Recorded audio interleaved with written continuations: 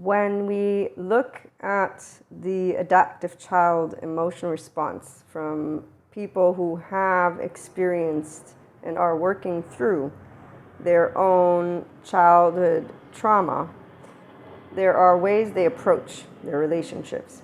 And in fact, here's where the 4D mystics don't really do a service that is positive towards the individuals who are actually unaware of the good psychoeducation, because if they were aware, then they'd have more mindful conversations versus basically using the charged states that come up from childhood trauma wounds and their adoptive child, and then have, in fact, what would be essentially that exchange of energy. The 4D talks about it like it's addictive, and there's a lot of different stories that I've seen around, and I understand because the 4D bandwidth believes in the whole evil, devil, demons, energy vampires, dark auras, and all of these other subject matters, which personally I had in the past read, heard about, but I'm like, okay, no, energy vampire, it's people we're talking about. Why would you talk about your oversoul or any energy for that matter in these terms? Like evil, quote unquote, again, and not quote unquote because it doesn't exist as a word, but quote unquote because for a 5D person,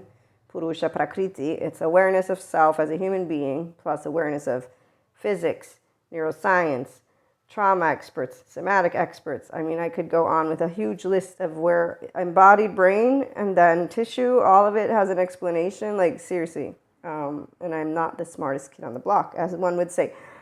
So everything actually has been very informative for me as a 5D mystic. And I use words because with clairs and with the tarot and the Akashic record readings, and then moving into holistic as a Reiki practitioner, it's like, you know, the terminology is pretty much going to be able to help anybody know, here's a 5D mystic, come on over, we're basically infinite higher human consciousness potential experiencing. So no energy vampires, no devil, no demon, no bad, no good. Again, 5D is in the neutrality, equanimity land. It's not because we don't have opinions, it's that we explore duality.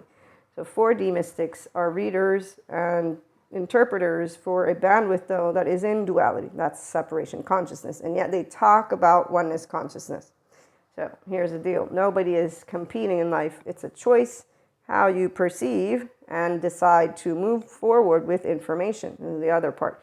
5D people, very independent, discerning. We're not stupid. We just know that humans are awesome and not a problem and not broken. And here's where, again, when you look at people who instead talk about childhood trauma, so the ones who are healing, and I'm talking right now about therapists who help people who have healed, because they're the ones who are presenting very specifically what aspects the adaptive child brings to the table, and how people who have that emotional response, which is rigid, unforgiving, harsh, they choose a side and they come at you trying to prove they're right, because that's where the emotional disconnect is one.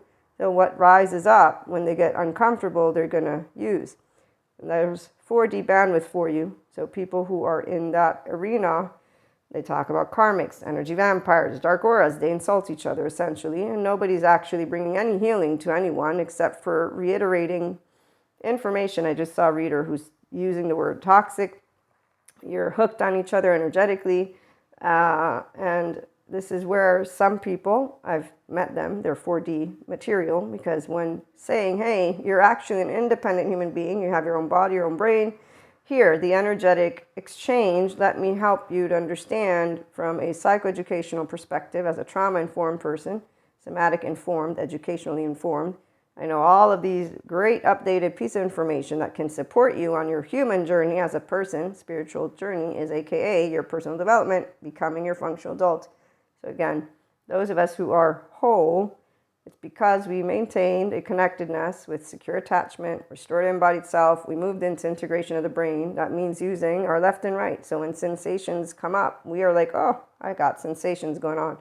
And we didn't say, let me throw them upon another person by shaming, blaming, faulting, let alone revenging. So when people instead have come the way of a 5D person, while 4D keeps talking about going to heaven and hell and back, I remember a couple of years back, this was an entire theme, and there are themes for the collective. This is why we get to do different themes, thank goodness, as we move forward with the 5D Mystics IHP content It's for 5D mystics. So anyone who is unconditionally loving towards humanity, I'm a human, you're a human, and we're awesome. And anybody who insults us, they can go to the 4D plane, 3D plane, other people plane that want to look at movies that basically give our species the end of the world. Please, like, hello, I want to live unlike other people. And here's that other part, wanting to live. When your body is your sanctuary and your head, there is nowhere you would want to go. So this is where, when trauma experts explain what people feel when they have childhood trauma, the shame, heartbreak, gut wrench, it's something terrible. It's like pulling teeth without any, what is it called, of that stuff that puts your numbness. So that's why there's numbing, shame cycle, inner critic, outer critic. Then they deny through actions, activities that become addictive. So speaking about these things is different than insulting people with it. And when I see therapists who are talking, by the way, of the group that is antisocial personality diagnoses, the narcissist, I actually feel very appalled. I feel very ashamed for those groups of therapists, and I wish and hope that at one point they get basically flagged or something, because the fact that you don't know how to explain what a shame defectiveness is, and you're using words and titles that make it look like a person who is diagnosable is a bad person when instead they have what is called trauma, to me it's inhumane.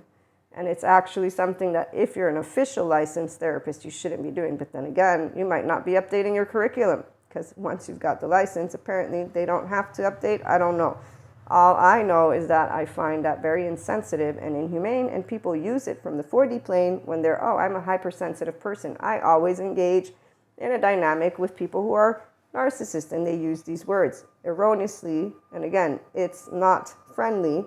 And here's our adaptive children who are protecting their childhood trauma. And their protecting is very important, because while others think it's conscious, no, they're not handling the sensations that come up from their right mode. The sensations really come up from the nervous system. And obviously this is the pseudoscience lady. Remember, don't take it and list down the strategies. There's no strategies here. There's no list. There's a gist of things to explain a concept, which is, 1, we don't know everything about anyone. 2, if you're not happy in any relationship, you're a person. You can walk away. 3, nobody can control your mind unless you actually believe it to be so. And if you do believe it to be so, there are plenty of people that can help you become the master of your mind. So, I mean, there's options, opportunities, and it's not even that. It's the way people talk about each other. And then the way the, again, 4D community trying to shed a light so that 5D community can move away from that. No, there's other people. There's other type of tarot readers. There's other type of Akashic record readers. And that's where we remember one big ball of energy, even without our lovely said guru sharing a quote where he states it. And he's a spirituality, so he has nothing to do with the metaphysics plane, meaning he's moved into sharing spirituality, so you can do a whole journey with him. But as he points out, you can call it energy, you can call it demon, devil, divine, person, call it what you will. It's the same energy in a million different pieces. So here's where it's mystic land, because we're the ones who know of these terms. Otherwise, somebody's gonna be like, what the hell is this woman talking about? And they would be right. But it's also knowing it's in imagination land. So we're grounded, meaning I'm not gonna come out and dress like something from the past. That would not allow me to coexist in 2023, and really there's no need for me to be in that space, because I know that it's in my own lovely brain. Don't need to make the imagination a reality, but to be able to talk about it. And so again, when we're meeting any person in general, and if you want to think of your oversoul, it's one family. For 5D mystics, it's a playground, not a training ground. We are not inhumane, we are humane. And humanity expands its consciousness. We evolve by learning things and using this brain. So some of us, we simply continued using it, and we learned how to do mindfulness and mind sight. So we sift mind sight, sift our images, sensations, thoughts, feelings. We explore them. We reflect on them. We share love with them. So we don't tap into the theme and the energy and talk about separation consciousness stuff. No, we talk about unconditional love, awareness, purusha, and the energy of life, prakriti. And we actually do love all beyond opinions and prejudice, because that's how you nurture life. And every human being is a life. Every human being began at 0 years of age, from now to tomorrow to the past. And those who want to believe in stories, that's fine. Some of us believe in the science, and then we bring in the spiritual and spirituality, because they're subject matters too. And we can talk with Mahasamadhi, Samadhi of all subject matters. So Tune in for more if you're curious, and have a wonderful day.